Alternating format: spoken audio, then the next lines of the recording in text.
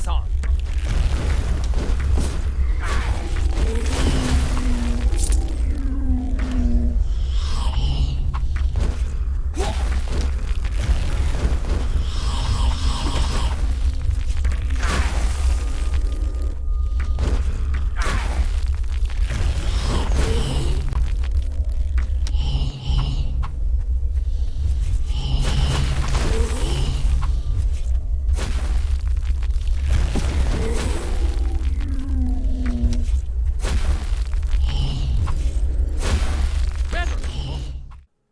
While I was able to do this at any point since I last journeyed within the Heretic Kingdoms, I wanted to wait until I was sufficiently homesick so that my return would be filled with the nostalgic joy that my first experience had been. For the most part, my wish was granted, and despite Shadow's Heretic Kingdoms being released a full decade after the first game, it still contains all of the pieces that made Kult such a memorable experience. However, while there are many things I greatly enjoy within Shadows, I don't think it is ethical for this game to be on sale. This may be due to insolvency issues with the game's planned publisher, but if Games Farm or Calypso have the ability, I would urge them to make it clearer to the customer what they are purchasing. As a continuation to Kult and a paid demo for Shadows Awakening, I think Shadows Heretic Kingdoms is an interesting game. But as a standalone title, it is a bit more complex. So in order for the comparisons to Kult Heretic Kingdoms to make sense, I'll recap that game briefly. In the first game, the player inhabits the role of Alita, an apprentice mage who had been inducted into the Inquisition and tasked with seeking out and eliminating the remaining religious practices throughout the Heretic Kingdoms. Early on, Alita and her mentor Valkyrin discover that a relic weapon has been stolen by a group that intends to cause great destruction with it. The rest of the game is Alita's hunt for that relic, her admission into the Pentanera, and tackling anyone who wishes to use the weapon for their own ends. The Pentanera were an elite force within the Inquisition, whose members were some of the most powerful mages across the Heretic Kingdoms. Valkyrin and Carissa are Alita's primary contacts within the organization, but even they fall under the temptation of the power within the relic weapon. Alita is forced to kill Valkyrin when she informs him of her intention to destroy the weapon, and later must do the same after Carissa reacts similarly aggressively. With the weapon destroyed and its members killing each other, the Pentanera disbands, and Alita goes into hiding. The player has the option to customize Alita's skills so that they may play however they like, and use Alita's magical abilities to enter the Dream, a parallel realm where only magical entities may exist. Much of this first game is present within the second, but not so much that it would be necessary to play Kult. Shadows Heretic Kingdoms picks up some time later, although the ending of Kult seems to be in flux as to whether it's canon or not. Alita is never mentioned by name, but the deaths of Valkyrin and Carissa are somewhat plot relevant, and the remnants of the Pentanera are back to cause more trouble. A catastrophic event has occurred, causing the Dream to become infested with dangers, and many of the dead mages to be reanimated by demons.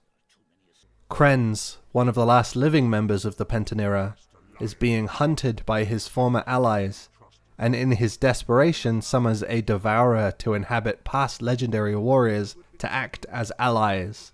The Devourer must travel the lands to gain additional power and find a means to thwart the Pentanera's current plot. These travels through the worlds are to find a means to destroy the Crucible of Souls, which eventually leads to the roots of the World Tree, a physical construct that exists to contextualize the center of the universe.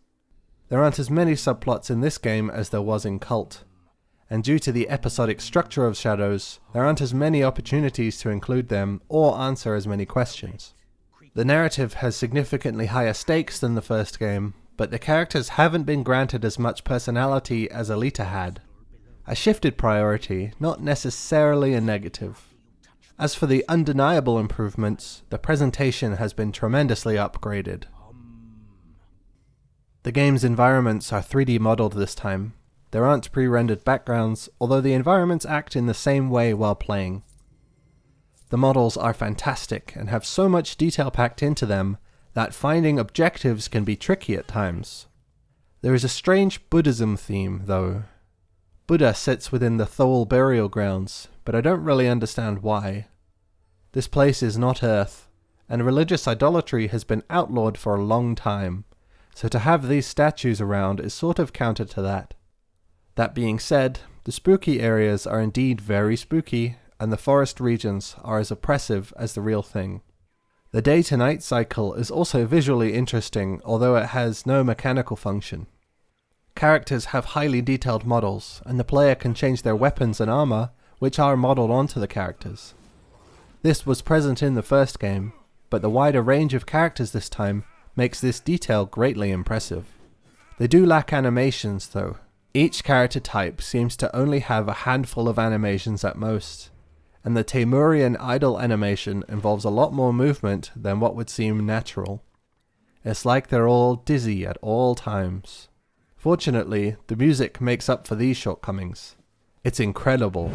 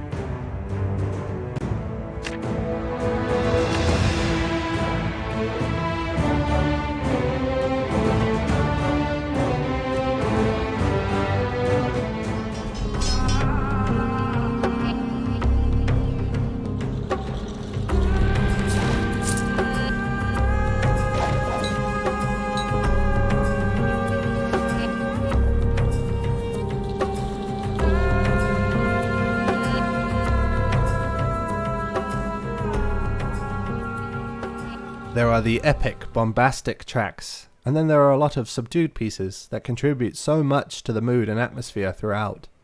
It's a little generic, but it's good. The sound design is mostly excellent too. There's a good bass level throughout most sounds to make everything seem heavy, so shooting electric arrows from the bow is still as satisfying as ever. Voiceover legend Tom Baker is back, now a participant in the narrative instead of just the narrator. Baker's voiceover work is vast, so there's a good chance most people would be familiar with his voice.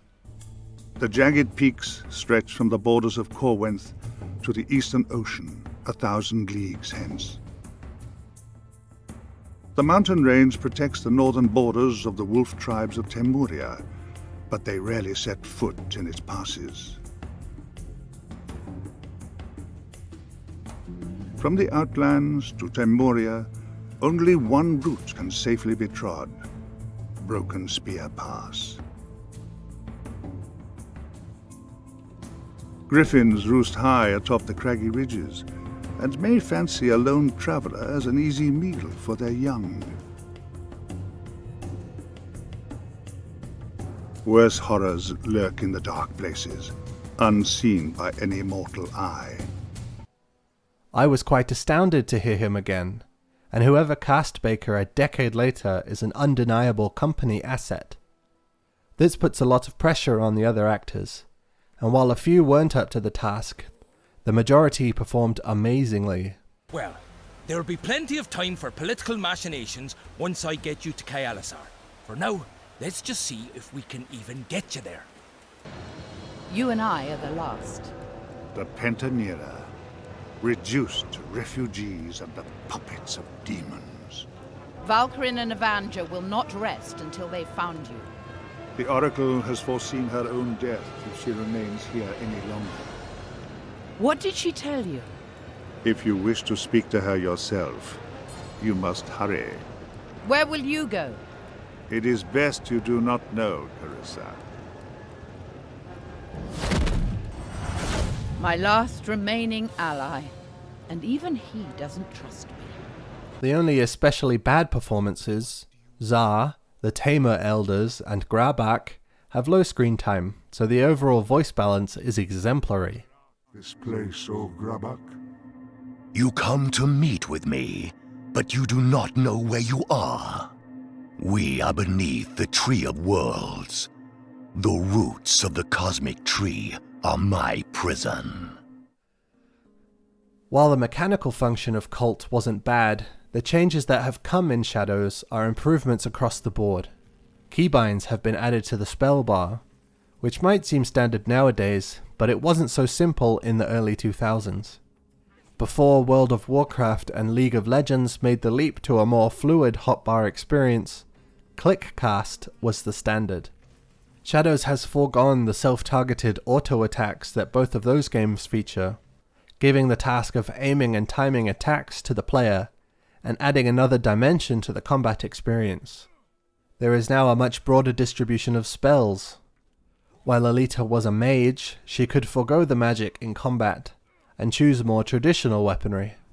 These would often only be able to attack and pray for random activations to trigger, but it was a valid playstyle all the same.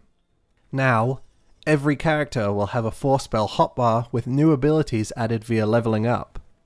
The dream has been contorted into a much more dangerous realm, and only the Devourer may enter it. While only magical entities may exist within the dream, the number of entities has greatly increased, and they're not interested in coexisting with the Devourer. It is still possible to avoid enemies by transitioning between dimensions, but there are many more enemies that occupy both, so it isn't quite the free teleport it was in Kult. Moreover, only the Devourer's death causes a game over, since the other characters are considered the Devourer's puppets. This means the player can throw their allies into danger in order to push through a particularly perilous area. And those are still here. It's still a Heretic Kingdoms game. Some rooms are full to bursting with enemies that all simultaneously become aggressive to the player. It is possible to get enemies caught on the terrain. You're gonna click a lot. For some players, these things may be difficult hurdles to overcome in terms of gameplay challenge or quality barriers. For me, these aspects serve to remind the player that Games Farm is a very approachable studio, and that the developers are real people. They don't make clinical, perfect products. They make characterful video games and take risks. The player doesn't walk through this meticulously curated environment. There are rough edges, and they're some of the greatest things about the game. Making it through these rooms is deeply satisfying, and the sense of triumph is unparalleled. Using the pathing against the enemies isn't as accessible as it was previously, and it has generally improved to be less abusable than before, but it does still exist. The total clicks required is also much reduced. Holding the left mouse button is now acceptable for movements and triggering multiple basic attacks on enemies, an improvement for the longevity of my index finger, but tricky to get used to. While these may be forgivable faults that may act as benefits in some cases, Shadow's Heretic Kingdoms sale is still an ethical issue. I believe this because the game isn't finished. The game ends at the halfway point in the narrative, with the rest due to arrive after a short period. That never came, which means that anyone purchasing Shadow's Heretic Kingdoms is not going to receive a complete game. The original publisher's insolvency issues directly contributed to this, but Games Farm were able to get the game published elsewhere. They then moved on to other projects, which included Shadow's Awakening. Furthermore, Shadow's Heretic Kingdoms is surprisingly unstable. As the game goes on, it begins to crash more and more, so the player has to save frequently to avoid losing progress. Until now, the cumulative crashes of all other games I have made videos about are fewer than the crash total of this game. The ability to save at any time remedies this somewhat, but some technical care seems to be missing. Again, likely due to the publisher issues. Shadow's Awakening is the finished product, and should be the only way to experience this narrative. It might be a few years further advanced, which may have been Games Farm's intended product when developing Shadow's Heretic Kingdoms, but I can't say for certain. I am also yet to play Awakening, but I am aware that it contains the entirety of Shadow's Heretic Kingdoms, as well as myriad graphical changes. If you're interested in getting into this series, Shadow's Awakening exists for a reason. At 11 hours in length, Shadow's Heretic Kingdoms runtime is significant enough to be considered a full-length experience, but without an included second half of the game, it definitely isn't complete. And it never will be. While I greatly enjoyed returning to the Heretic Kingdoms, meeting characters, hearing voices, and returning to familiar locations, I can't shake the feeling that this software shouldn't be purchasable. What the game does contain is fantastic, and there's no doubt that the completed version is even better.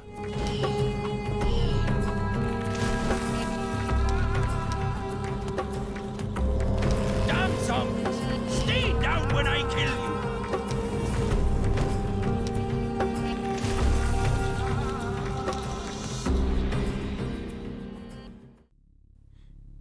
I'm unsure what's coming next. Maybe consume some soft products. Maybe explore a Swiss mountainside. Who knows?